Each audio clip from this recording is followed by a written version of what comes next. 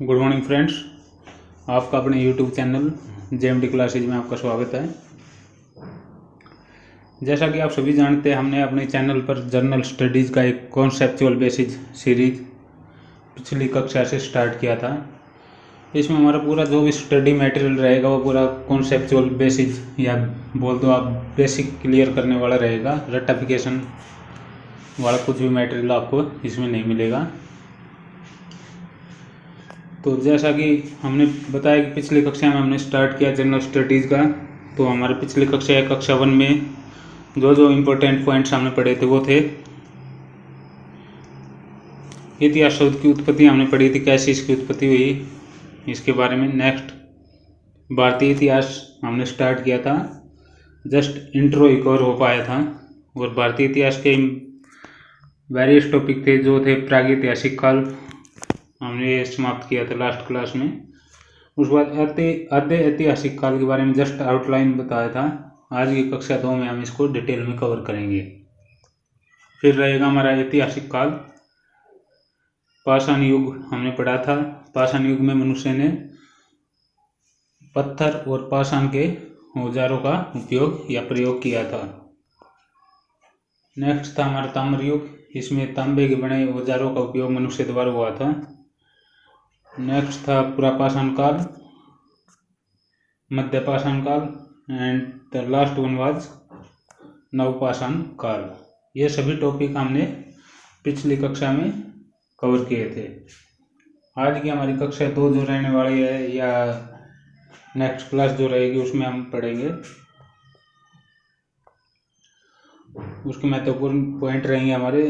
आद्य ऐतिहासिक काल को हम डिटेल में स्टार्ट करेंगे आज की कक्षा में। उसी आद्य ऐतिहासिक काल के अंदर हम सिंधु घाटी सभ्यता के बारे में पढ़ेंगे।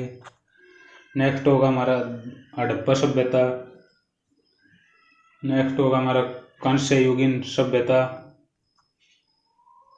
उसके बाद भारत की पहली यात्री रेल जो मुंबई से थाने के बीच में चली थी वो कब चली थी, किसने चलाई थी, उसके बारे में डिटेल से जानेंगे। नेक्स्ट होगा हड़प्पा शहर की खोज के बारे में पढ़ेंगे। उसके बाद मोहनजोदड़ो शहर की खोज के बारे में पढ़ेंगे। फिर रहेगा हड़प्पा सभ्यता का नामकरण। उसके बाद होगा चांगदड़ो के बारे में पढ़ेंगे हम। फिर लोथल के बारे में पढ़ेंगे। फिर कालीबंगा जो कि राजस्थान का एक प्रसिद्ध स्थल है, इसके बारे में हम स्टडी करेंगे। एंड हमारा आज का एक कक्षा में लास्ट टॉपिक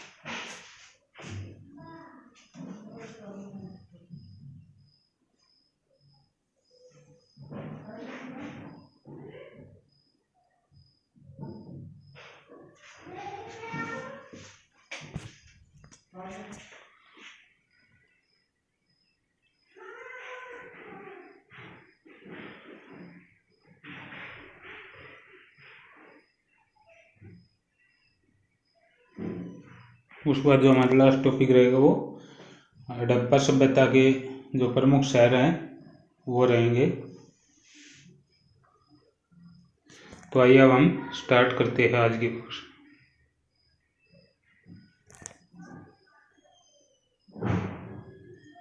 आद्य ऐतिहासिक काल। इस काल के हमारे पास अवशेष और लिखित साक्ष्य दोनों है। इसमें थोड़ा टाइपिंग एरर है, फिर से मैं बोलूँ। इस काल के हमारे पास अवशेष भी है और उसके लिखित साक्ष्य या रिटन प्रूफ भी है। नेक्स्ट, इसी काल में हमें सिंधु घाटी सभ्यता और वैदिक सभ्यता नामक हमारे देश की 2 प्राचीन सभ्यताएं मिली थी।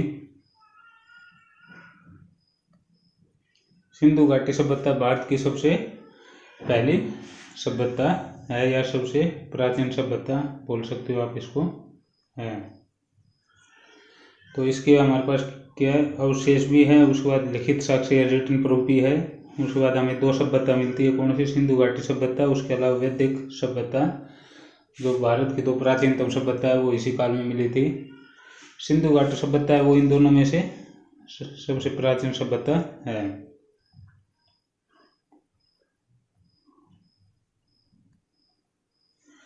सिंधु घाटी सभ्यता का समय 2500 BC यानी कि ईसा पूर्व से लेकर 1750 BC तक रहा है। सिंधु घाटी सभ्यता की खोज 1921 में हुई थी। उसके बाद हम पढ़ेंगे सिंधु घाटी सभ्यता की खोज के बारे में डिटेल्ड या डिस्क्रिप्शन पूरा फ्रॉम जीरो टू लास्ट। इसका जो फर्स्ट इसमें हम पढ़ने को मिलता है वो कि 16 अप्रैल 1853 में लॉर्ड डलहौजी द्वारा भारत की पहली यात्री रेल चलाई गई मुंबई और ठाणे के बीच में। ये आप मैक्सिमम जानते होगी इसके बारे में, तो इस स्लाइड का इम्पोर्टेंट है। सिंधु घाटी सभ्यता के समय 2500 BC से लेके 1750 BC तक सिंधु घाटी की खोज हुई 1921 में। उसके बाद सिंधु घाटी सभ्यता की खोज को अगर हम डिटेल में चलते हैं तो उसमें इम्पोर्टेंट पॉइंट हमारा क्या है, पहली रेल यात्री भारत की यात्री रेल लॉर्ड डलहौजी द्वारा चलाई गई काशी मुंबई और ठाणे के बीच में 16 अप्रैल 1853 में।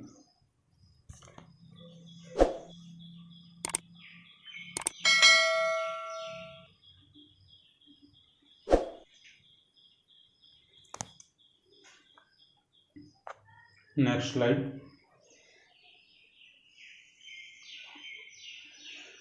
जो ये रेल चलाई गई लॉर्ड डलहौजी द्वारा, इस रेल को काफ़ी सफलता मिलने के बाद जब लाहौर से कराची के बीच रेल लाइन बिछाने के लिए जमीन को समतल किया गया तो वहाँ पर भी कुछ अवशेष मिले। इन्हीं अवशेषों के मिलने के बाद 1856 में अलेक्जेंडर कनिंघम ने सबसे पहले इन अवशेषों को इकट्ठा करना शुरू किया और इसीलिए इनको भारतीय पुरातत्व का जनक कहा जाता है। तो भारतीय पुरातत्व का जनक किसे कहा गया है, अलेक्जेंडर कनिंघम को। किस लिए किया गया है, क्योंकि जो भी भारत के जो पुरातात्विक अवशेष थे सबसे पहले इकट्ठा करने का काम शुरू किसने किया था, अलेक्जेंडर कनिंघम ने। नेक्स्ट स्लाइड रहेगा हमारा। लॉर्ड कर्जन ने 1905 में भारतीय पुरातत्व सर्वेक्षण की स्थापना की और इसका प्रथम चेयरमैन जॉन मार्शल को नियुक्त किया गया।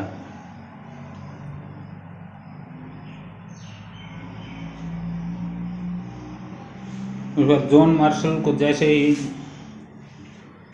भारतीय पुरातत्व सर्वेक्षण का चेयरमैन नियुक्त किया गया तो उसने इन अवशेषों में इंटरेस्ट दिखाया, गहन रुचि दिखाई और इन अवशेषों पर रिसर्च करने का काम स्टार्ट किया। और उसी प्रोसेस में उन्होंने 2 टीमें बनाई जिनका नेतृत्व उन्होंने दयाराम साहनी और R.D. बनर्जी को दिया गया। लॉर्ड कर्जन के बारे में आप जानते हो, लॉर्ड कर्जन 1899 से लेकर 1905 तक भारत का वाइसराय भी रहा है। उसने 1905 में भारतीय पुरातत्व सर्वेक्षण की स्थापना की और उसका प्रथम चेयरमैन कौन था, जॉन मार्शल। जब जॉन मार्शल को ये पदवी हासिल हुई या जो पोस्ट मिली उसके बाद इसने इंटरेस्ट दिखाया अवशेषों में और उसने 2 टीमें बनाई और उनका नेतृत्व किसको दिया, दयाराम साहनी को और R.D. बनर्जी को।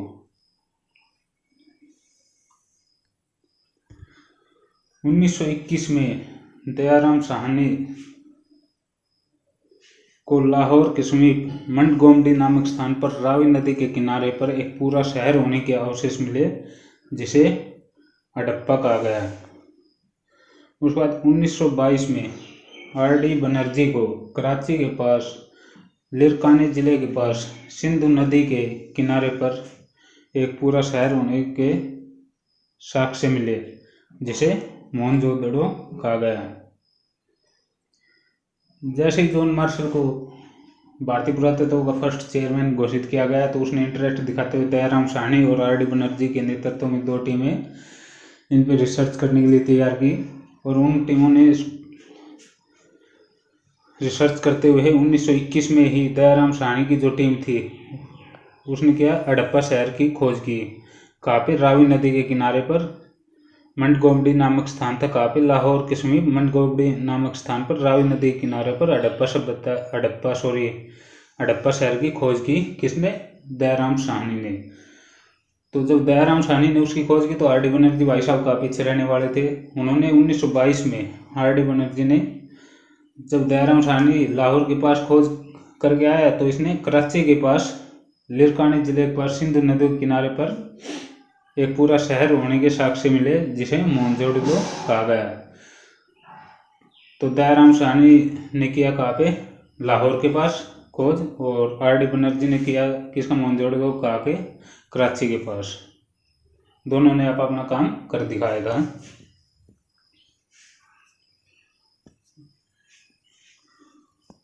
उसके बाद जब इन दोनों स्थलों पर मिले अवशेषों पर गहन रिसर्च किया गया तो पता लगा कि दोनों स्थलों पर रहने वाले लोग एक ही संस्कृति का अनुसरण करते थे।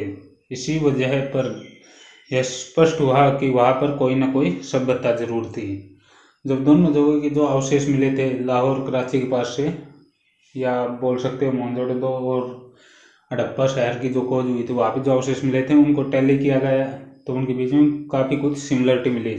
इसी से डिसाइड हुआ कि कोई ना कोई सभ्यता का अस्तित्व जरूर था अतीत में यहाँ पे। ये दोनों एक ही घाटी में होने के कारण इनको सिंधु घाटी सभ्यता का नाम दिया गया। उसके बाद में कार्बन फोटो डेटिंग के माध्यम से इस सभ्यता के काल का पता लगाया गया जो कि 2500 BC से लेके 1750 BC तक पता लगा। तो सिंधु घाटी सभ्यता का नामांकन हुआ यहाँ पे। उसके बाद कार्बन फोटो डेटिंग माध्यम जो कि हमारे अतीत के पास्ट के समय के बारे में पता करने के लिए एक प्रोसेस है, उसके थ्रू हमें पता लगा कि इस सिंधु घाटी सभ्यता का जो अस्तित्व था वो था 2500 BC से लेके 1750 BC तक।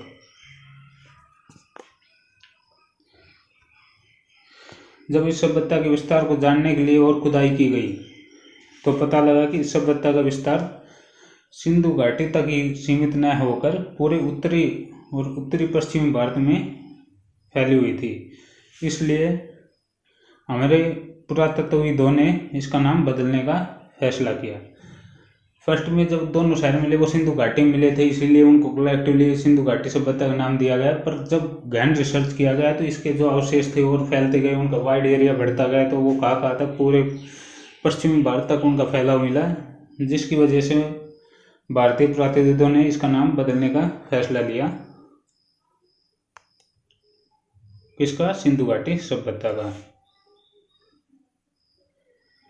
इस सभ्यता में जो कि हड़प्पा नगर की सबसे पहले खोज की गई थी 1921 में, इसीलिए सिंधु घाटी सभ्यता का नाम बदलकर हड़प्पा सभ्यता रखा गया। तो यहाँ से आपको क्लियर हुआ कि सिंधु घाटी सभ्यता को ही हड़प्पा सभ्यता कहा जाता है। इस सभ्यता किस सभ्यता का? सिंधु घाटी सभ्यता और हड़प्पा सभ्यता का आकार क्या था? त्रिभुजाकार का। तो इसके महत्वपूर्ण पॉइंट क्या है? नाम बदलने का फैसला दिया गया क्योंकि इसका फैलाव सिंधु घाटी तक सीमित न होकर पूरे पश्चिमी भारत को कवर कर रहा था, इसलिए इसका नाम बदलने का फैसला लिया गया। उसके बाद इस सभ्यता का सबसे पहला शहर हड़प्पा था जिसकी खोज की गई थी, उसी के बेस पर इसका नाम हड़प्पा सभ्यता रखा गया। किसका? सिंधु घाटी सभ्यता का। उसके बाद आप सिंधु घाटी सभ्यता बोलो या आपका ये जो हड़प्पा सभ्यता, इसका आकार क्या था? त्रिभुजाकार पाया गया।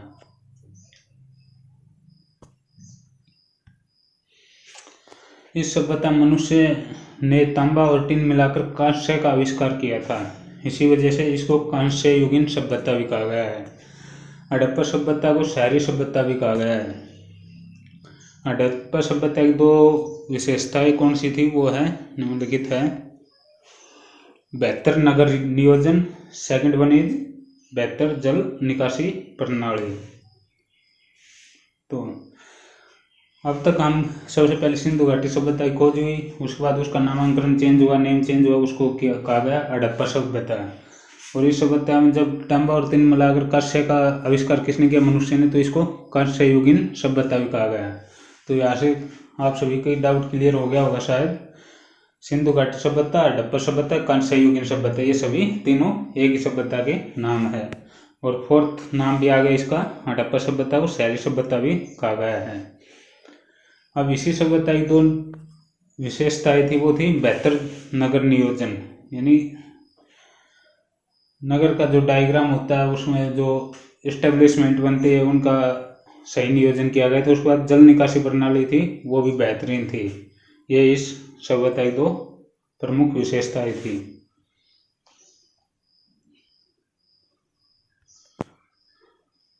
उसके बाद मैं चारों नाम तो लिख नहीं पा रहा इसका, बट जो फेमस है इस सभ्यता के दो जो कॉमनली यूज होते हैं, सिंधु घाटी सभ्यता और हड़प्पा सभ्यता का उत्तरी स्थल का था मांडा, कहाँ पे है?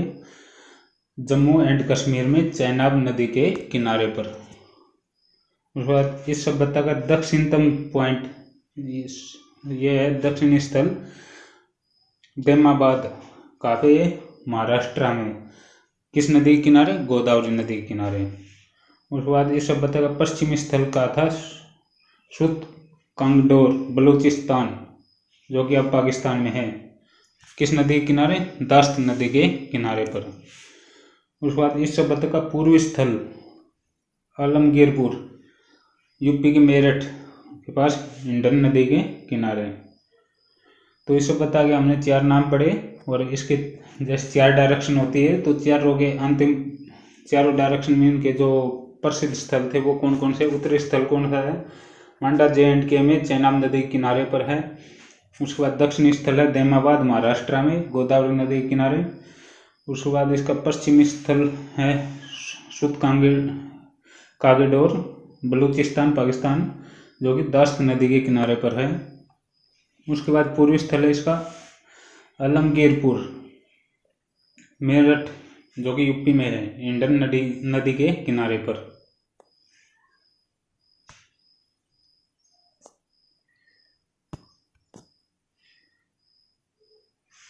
अब हम पढ़ेंगे इस सभ्यता के जो प्रमुख स्थल है, बहुत से प्रमुख शहरी स्थल बोले हुए हैं, और वहाँ पर हमें क्या क्या विशेषता या क्या क्या इंपॉर्टेंट अवशेष मिले हैं उनको पढ़ेंगे हम। सबसे पहला शहर, जैसे इसका नामांकन सिंधु घाटी सभ्यता से हड़प्पा सभ्यता हुआ था, उसका कारण था कि इसका फर्स्ट जो शहर की खोज हुई थी सभ्यता, वो थी हड़प्पा शहर। तो हम सबसे पहले हड़प्पा शहर के बारे में ही पढ़ेंगे। सभी को आपको पता है, पहले वाली स्लाइड में मैंने कवर किया है। इसकी 1921 में दयाराम साहनी ने रावी नदी के किनारे पर लाहौर के समीप इसकी खोज की थी। उसके बाद लाहौर के पास की थी, तो प्रेजेंट में लाहौर का है, पाकिस्तान में है, सिंपल सी। इस स्थल से मिलने वाली सबसे बड़ी इमारत 12 कक्षों का अन्नागार, जिसे अनाज घर भी बोलते हैं। इस स्थल से गेहूं एवं जौ के साक्ष्य भी मिले हैं।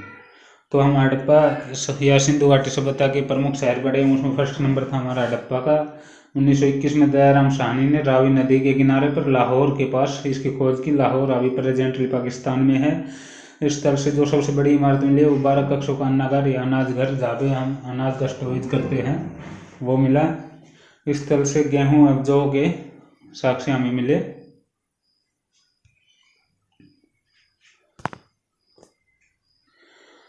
एक इम्पोर्टेंट चीज इस पर से मिली, वो R37 या समाधि 37 कब्रिस्तान मिला। अब R37 या समाधि 37 कब्रिस्तान क्या है वो पढ़ेंगे हम। उसके बाद पूर्वता की देवी की मूर्ति मिली। उसके बाद बटन आकार की मोहरें मिली। शंख का बना हुआ बैल मिला। अब R37 या समाधि 37 क्या है वो देखें हम डिटेल में। जब इस कब्रिस्तान की खुदाई की गई तब वहाँ पर टोटल 57 कंकाल मिले, जिनमें से 20 कंकाल बिल्कुल ख़राब थे। उसकी कंडीशन ऐसी थी कि उन पर कोई रिसर्च आप कर ही नहीं सकते। तो जब 57 में से 20 ख़राब थे, तो जो रिसर्च करने योग्य हमें कंकाल मिले वो बचे 37। तो जो रिसर्च करने योग्य या सही कंडीशन जो हमें कंकाल मिले वो 37 मिले थे। इसलिए इस समाधि को समाधि 37 या R37 का नाम दिया गया है। उसके अलावा इसमें जो प्रसिद्ध मिलने वाली थी उर्वरता देवी की मूर्ति मिली थी, बटन आकार की मोहरें मिली थी, शंख का बना हुआ बैल मिला था, और ये R37 या समाधि 37 मिला था, जो कि मैंने डिटेल में आपको बता ही दिया अभी।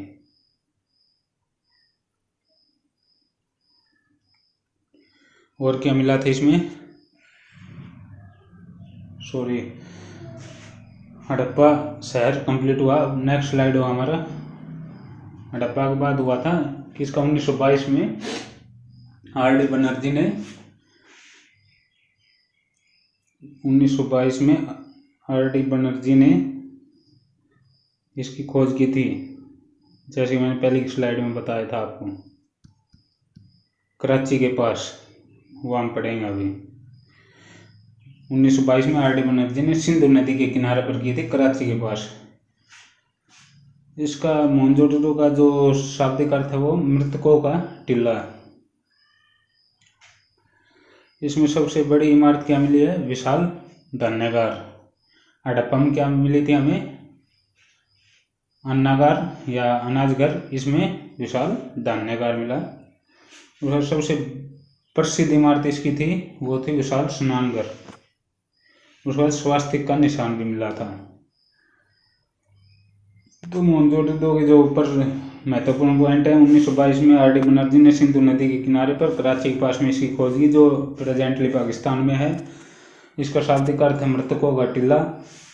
इसकी सबसे बड़ी इमारत, याद रखने योग्य बात, बड़ी इमारत विशाल धान्यागार, और सबसे प्रसिद्ध इमारत विशाल स्नानघर, और स्वास्तिक निशान भी कहाँ मिले, मोहनजोदड़ो में।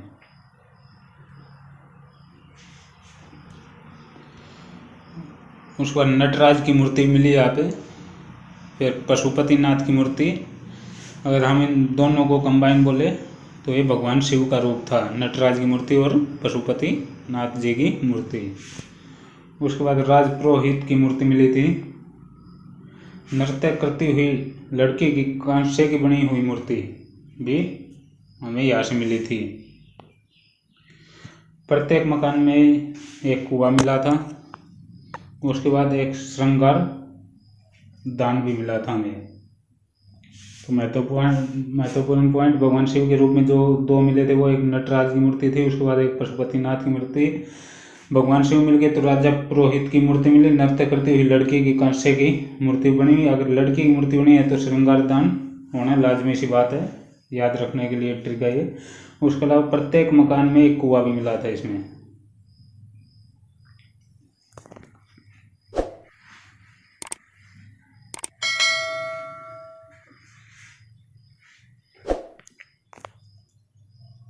Next slide. जो 30 नंबर पर शहर है वो चौंदड़ो है, उसके बारे में हम पढ़ेंगे। यह हड़प्पा सभ्यता का एकमात्र ग्रामीण क्षेत्र था। इसमें चूड़ियों और लिपस्टिक के साक्ष्य मिले, बेलनाकार मोहरें मिली। उसके अलावा बिल्ली का पीछा करते कुत्ते की मूर्ति मिली, गोलाकार ईंट के साक्ष्य मिले। उसके अलावा हाथी के दांत के साक्ष्य भी हमें। तो इसके जो इम्पोर्टेंट पॉइंट है, जैसे कि हड़प्पा सभ्यता का को शहरी सभ्यता भी कहा जाता है, पहले की स्लाइड में आपने पढ़ाई था। तो इसमें चौंदड़ो तो जो ये शहर है ये हड़प्पा सभ्यता का एकमात्र ग्रामीण क्षेत्र था। उसके अलावा चूड़ी और लिपस्टिक के साक्ष्य मिले, बेलनाकार मोहरें मिली। उसके बाद बिल्ली का पीछा करते हुए कुत्ते की मूर्ति भी मिली, जो कि आज के दिन हमारे एट प्रेजेंट लाजमी सी बात है, बिल्ली का पीछा करना कुत्ते द्वारा। इसकी मूर्ति मिली, गोलाकार ईंट के साक्ष्य मिले। उसके अलावा हाथी के दांत के भी साक्ष्य हमें इसमें मिले थे। उसके बाद हमारा है लोथल। यह हड़प्पा सभ्यता का एकमात्र बंदरगाह था, इसलिए इस सभ्यता की वाणिज्यिक राजधानी भी था। फारस की मुद्राएं भी मिली। उसके बाद इस सभ्यता की कोई मुद्रा नहीं थी। मुद्रा की जगह यहाँ पर बर्तार सिस्टम चलता था। इसके बारे में हम बर्तार के बारे में, फारस की मुद्रा बारे में डिटेल से पढ़ेंगे। सबसे पहले हड़प्पा सभ्यता का लोथल एकमात्र बंदरगाह था, इसलिए इसको बंदरगाह लाजमी से बात है, वहाँ पे व्यापार भी ज़्यादा होगा, इनकम भी ज़्यादा होगी, इसलिए इसको वाणिज्यिक राजधानी कहा गया है। लोथल को हड़प्पा सभ्यता की वाणिज्यिक राजधानी कहा गया है। यहाँ पर फारस की मुद्रा मिली। फारस की मुद्रा, फारस ईरान का प्राचीन नाम है। उसके बाद इस सभ्यता की कोई अपनी खुद की मुद्रा कोई नहीं थी। मुद्रा की जगह यहाँ बर्तार सिस्टम चलता था। अब देखें हम फारस की मुद्रा, जैसे मैंने बताया आपको, यह ईरान का प्राचीन नाम था। उसके अलावा बर्तार सिस्टम क्या था? बर्तार सिस्टम हम देखेंगे, वस्तु के बदले वस्तु देना। जैसे हमारे पूर्वज बताते थे कि नकद या मोल भाव करके आपस में कोई भी वस्तु नहीं ली जाती थी, बदला करके आपस में काम चलाया जाता था, उसी को बर्तार सिस्टम कहा जाता था।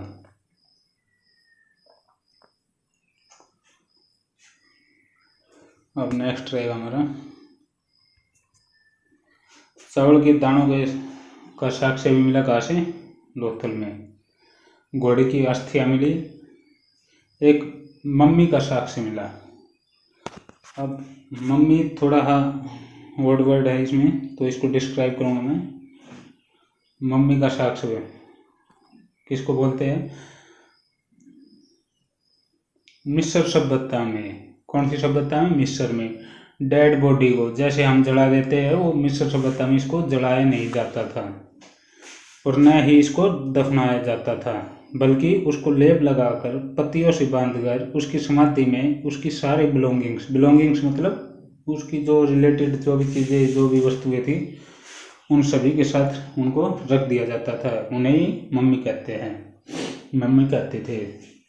फिर से रिपीट कर रहा हूँ, मिस्र सभ्यता में डेड बॉडी को न तो जलाया जाता था न दफनाया जाता था। इसके विपरीत उसकी जितने बिलोंगिंग्स या रिलेटेड जो भी वस्तुएं थी, उनको बांध कर रख दिया जाता था। उन्हें ही इतिहास में या इस काल में मम्मी कहा गया है।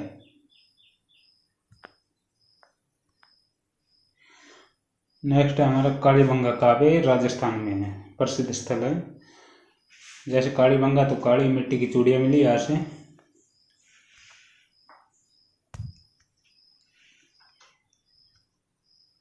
हवन कुंड के साक्ष्य मिले। जुते हुए खेत एवं हल के साक्ष्य भी यहीं से मिले थे। उसके बाद हमारा हड़प्पा सिंधु घाटी सभ्यता या कांस्ययुगीन सभ्यता या शहरी सभ्यता के जो हमने 4-5 शहर तो पढ़ लिए, या प्रमुख स्थल में 4-5 हमने पढ़ लिए। उसके अलावा बहुत सारे प्रमुख स्थल हुए इसमें। उस सभी को मैंने एक टेबल फॉर्मेट में यहाँ पे इस स्लाइड में डाला है, तो वो हमारे लिए काफ़ी महत्वपूर्ण है। इसको रट्टाफिकेशन नहीं करना। ये जो भी है स्थल या अभी काम नहीं आएंगे, जब हम आगे जाएंगे, धीरे धीरे इतिहास में आगे बढ़ेंगे, तो जितने हमारे राजवंश हुए हैं उनके जो जुरिडिक्शन वाला एरिया या उनके अधिकार के जो एरिया होते हैं, उस समय ये जो स्थल है वो काम आएंगे आपके याद के लिए। तो इसमें सबसे पहला हड़प्पा खोज हुआ 1921 में रावी नदी के किनारे। कहाँ पर? लाहौर के समीप, जो पाकिस्तान में है। खोजकर्ता कौन थे? दयाराम साहनी। उसके बाद सेकंड था अपना मोहनजोदड़ो। इसका 1922 में किया था। किसने किया था? आर डी बनर्जी ने, सिंधु नदी के किनारे। कहाँ पे? लाहौर के पास, जो कि अब पाकिस्तान में है। नेक्स्ट हमारा शुद्ध कांगडोर 1927 में दास्त नदी के किनारे आर एल स्टाइन ने खोज की। यह भी पाकिस्तान में है। उससे नेक्स्ट हमारा प्रमुख स्थल था इस सभ्यता रोपड़, जो कि पंजाब में है। खोज की थी सतलुज नदी के किनारे वाई डी शर्मा ने 1953 में खोज की थी। नेक्स्ट हमारा कालीबंगा, जैसे मैंने बताया, इधर राजस्थान में है, घग्गर नदी के किनारे पर। ए घोष ने 1953 में इसकी खोज की थी। उसके बाद लोथल हमने पढ़ लिया डिटेल में। कहाँ पे? ये गुजरात में है। एस आर राव ने भोगवा नदी के किनारे पर 1955 में इसकी खोज की थी। नेक्स्ट आलमगीरपुर यूपी में है, मेरठ के पास। इसकी हिंडन नदी के किनारे पर वाई डी शर्मा ने 1958 में खोज की। And last one is Rakhi Garhi, जो कि हरियाणा के हिसार में है। सरस्वती नदी के किनारे पर रफीक मुगल साहब ने 1953 में इसकी खोज की। ये कुछ इंपॉर्टेंट स्थल या प्रमुख स्थल है इस सभ्यता के, जो कि हम आगे क्लासेज में हमारे लिए यूजफुल होंगे जब हम राजवंश के बारे में पढ़ेंगे तब। इसके बाद इस सभ्यता की किस सभ्यता, हड़प्पा सभ्यता, सिंधु घाटी सभ्यता, और क्या नाम दिया था, कांस्ययुगीन सभ्यता, उसके बाद शहरी सभ्यता। इसकी 2 प्रशासनिक राजधानियां भी थी। पहली थी हड़प्पा, उसके बाद मोहनजोदड़ो। उसके अलावा अगर हम पहले पढ़ चुके वाणिज्यिक कौन सी थी राजधानी इसकी, लोथल बताया था। लोथल क्यों थी, क्योंकि ये उस सभ्यता की एकमात्र बंदरगाह था और वहाँ से व्यापार ज़्यादा होता था, इसलिए इकोनॉमिकल कैपिटल लोथल थी इसकी। इन दोनों की सभ्यता की जुड़वा राजधानी भी कहा जाता है, क्योंकि पास पास में, इसलिए इनको जुड़वा राजधानी का भी नाम दिया गया है। उसके बाद आद्य ऐतिहासिक काल, जैसे हम स्टार्टिंग बोले ये सभी सभ्यता आद्य ऐतिहासिक काल के सब पार्ट है। तो आद्य ऐतिहासिक काल की कुछ प्रमुख बातें जो है वो है, इस काल में मनुष्य द्वारा लिपि का आविष्कार तो कर लिया था, परंतु पहचानी या पढ़ी नहीं गई थी। किसमें, आद्य ऐतिहासिक काल में। इस काल की लिपि को बहुचित्रात्मक लिपि कहा जाता था। इस लिपि में 64 या 64 मूल चिन्ह थे और लिपि को दाएं से बाएं और फिर बाएं से दाएं लिखा जाता था। जैसे फर्स्ट लाइन यहाँ से स्टार्ट किया हमने, दाएं से बाएं आए, उसके बाद नीचे वाली लाइन जाएगा हम बाएं से दाएं, इस तरह से इसको लिखा जाता था। लिपि का आविष्कार तो कर लिया था, परंतु पढ़ी या पहचानी नहीं गई थी। उसके बाद 64 मूल चिन्ह थे। कौन सी, बहुचित्रात्मक लिपि थी। उसके बाद हमारे इतिहासकारों के अनुसार 1750 ईसा पूर्व में इस सभ्यता का, किस सभ्यता का, हड़प्पा सभ्यता, सिंधु घाटी सभ्यता या कांस्ययुगीन सभ्यता या शहरी सभ्यता का अंत किसके कारण हुआ, बाढ़ आने के कारण हुआ। उसके बाद हमारे इतिहास में किसी भी इतिहासकार की बुक आप उठा लो, कोई भी प्राचीन से प्राचीन बुक, प्रसिद्ध बुक उठा लो, उसमें 1750 BC से लेकर 1500 BC तक के इतिहास के बारे में कहीं पर भी कोई रिटन में जानकारी हमें अवेलेबल नहीं है हमारे पास। उसके बाद 1500 BC जहाँ से हमें जानकारी मिली वहाँ से क्या है, 1500 BC में भारत में आर्यों का आगमन होता है, और आर्यों का आगमन होने के बाद आर्यों ने भारत में सिंधु घाटी सभ्यता के बाद दूसरी जो प्रसिद्ध सभ्यता थी वैदिक सभ्यता, उसकी खोज या स्थापना करते हैं आर्य, जो कि हम अपने नेक्स्ट वीडियो में पढ़ेंगे डिटेल से। और हमारी नेक्स्ट वीडियो अपलोड होगी चैनल पर, वो होगी 10 अक्टूबर 2021, यानी नेक्स्ट संडे को।